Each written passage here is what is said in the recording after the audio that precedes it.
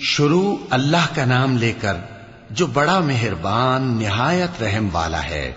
وہ جو نہایت مہربان ہے اسی نے قرآن کی تعلیم فرمائی، اسی نے انسان کو پیدا کیا، اسی نے اس کو بولنا سکھایا۔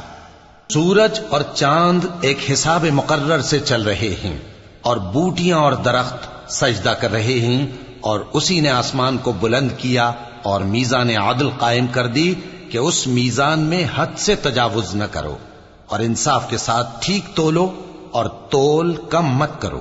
اور اسی نے خلقت کے لیے زمین بچھائی، اس میں میوے اور کھجور کے درخت ہیں جن کے خوشوں پر غلاف ہوتے ہیں، اور اناج جس کے ساتھ بھس ہوتا ہے، اور خوشبودار پھول۔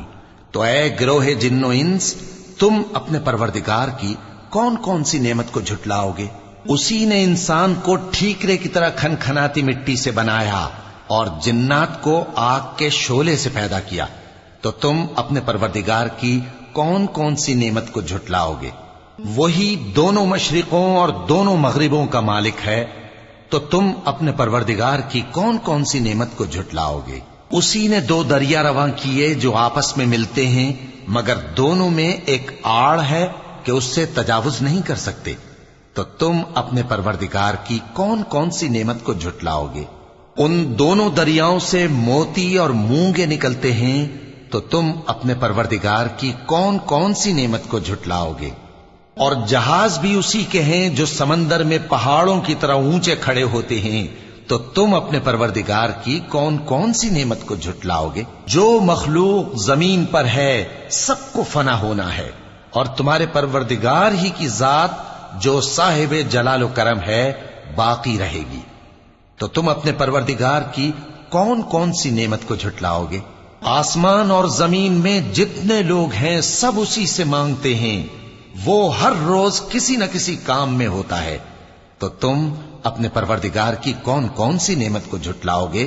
اے دونوں جماعتوں، ہم ان قریب تمہاری طرف متوجہ ہوتے ہیں، تو تم اپنے پروردگار کی کون کون سی نعمت کو جھٹلاؤ گے؟ اے گروہ جن و انس، اگر تمہیں قدرت ہو کہ آسمان اور زمین کے کناروں سے نکل جاؤ تو نکل جاؤ، اور زور کے سوا تو تم نکل سکنے ہی کہ نہیں، تو تم اپنے پروردگار کی کون کون سی نعمت کو جھٹلاؤ گے؟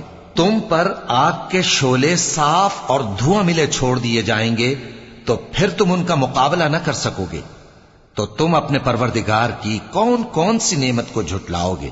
پھر جب آسمان پھٹ کر تیل کی تلچھٹ کی طرح گلابی ہو جائے گا تو وہ کیسا ہولناک دن ہوگا، تو تم اپنے پروردگار کی کون کون سی نعمت کو جھٹلاؤ گے؟ تو اس روز نہ تو کسی انسان سے اس کے گناہوں کے بارے میں پرسش کی جائے گی اور نہ کسی جن سے، تو تم اپنے پروردگار کی کون کون سی نعمت کو جھٹلاؤ گے؟